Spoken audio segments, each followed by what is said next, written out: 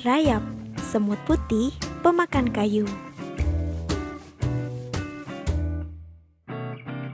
Hai teman-teman, aku Rayap.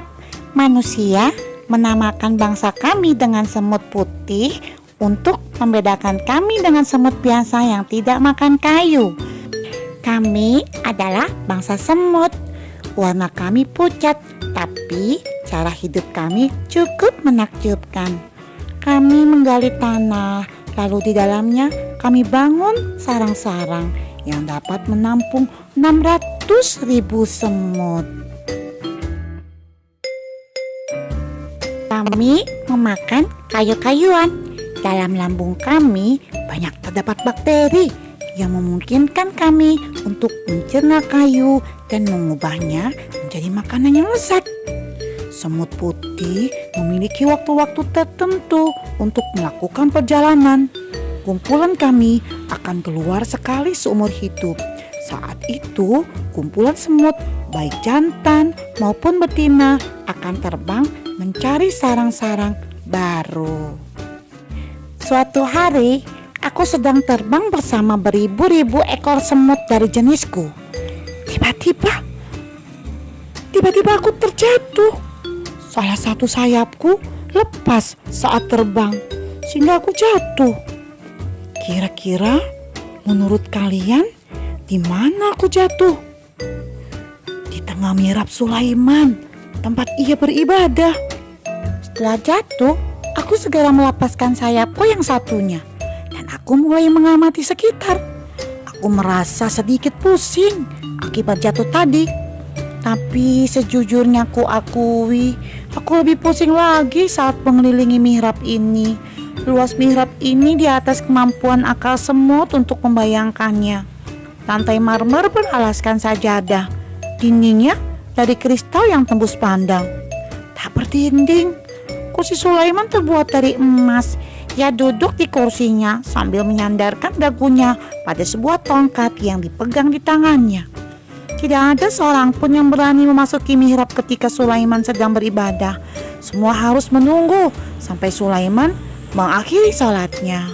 Di sekitar Sulaiman, para jin melaksanakan tugas mereka sambil memperhatikan Sulaiman yang sedang duduk. Akhirnya aku sadari, aku telah jatuh dalam kerja yang sangat tercela. Akulah satu-satunya makhluk yang telah lancang memasuki mihrab Sulaiman. Bagaimana kalau ia mengangkat wajahnya dan melihatku? Sebaiknya kuucapkan salam padanya agar ia tidak terkejut dengan kehadiranku. Bisikku dalam hati.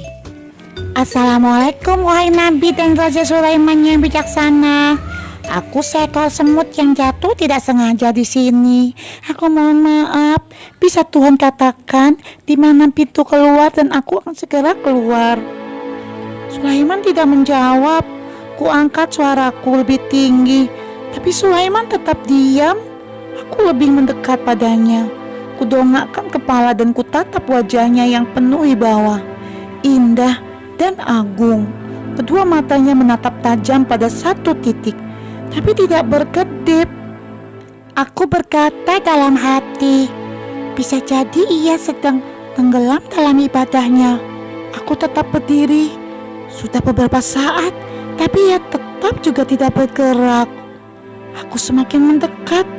Dengan suara pelan, aku berkata, Paduka Raja Sulaiman, aku lapar dan jam makan siangku sudah tiba. Sementara di ruangan ini tidak ada sepotong kayu pun selain tongkat tempat Tuan bersandar. Apa yang mesti kulakukan? Sulaiman tetap tidak menjawab. Aku maju lagi. Kusampaikan ke telinganya sebuah permohonan dengan cara lain. Aku berusaha memahamkannya bahwa aku sedang lapar dan tongkat tempat ia bersandar adalah makananku satu-satunya. Sulaiman tetap diam. Malam telah berlalu dan pagi pun datang. Tapi Sulaiman tetap tidak bergerak. Melalui sebuah ilham yang datang, tiba-tiba aku tahu dia sudah meninggal dunia. Dua bibirnya sudah pucat, wajahnya yang kering dan badannya yang kaku dan menakutkan Semuanya adalah pertanda bahwa ia sudah dipanggil yang kuasa. Aku salat panjang untuk ruhnya yang suci. Lalu aku maju mendekati tongkatnya. Itulah rezeki yang telah dikaruniakan padaku oleh Zat yang telah memberikan rezeki pada ulat-ulat dalam batu. Aku mulai melahap tongkat itu. Satu sisi dari tongkat itu kumakan dalam beberapa hari. Keseimbangan tubuh yang agung itu mulai goyah dan akhirnya Sulaiman tersungkur ke lantai. Aku tidak bermaksud melakukannya. Setelah Sulaiman jatuh ke lantai, kurasakan seluruh badanku terguncang. Para jin mondar-mandir di mihrab itu dan melihat Sulaiman tertelungkup di lantai. Jin segera menyebarkan berita itu. Para menteri Sulaiman segera masuk ke dalam mihrab dan mendapati Sulaiman sudah jadi mayat.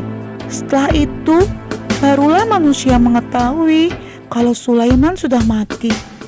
Kematiannya adalah sesuatu yang gaib, sehingga para jin tidak mengetahuinya. Aku, seekor semut yang kecil, telah membongkar semuanya, dan kumentahkan anggapan bahwa jin mengetahui yang gaib. Dari kisahku ini, aku semakin memahami dan menyadari bahwa bangsa jin tidak mengetahui apa-apa selain yang Allah berikan pengetahuan kepada mereka. Ketika kami telah menetapkan kematian Sulaiman, tidak ada yang menunjukkan kepada mereka kematiannya itu kecuali rayap yang memakan tongkatnya.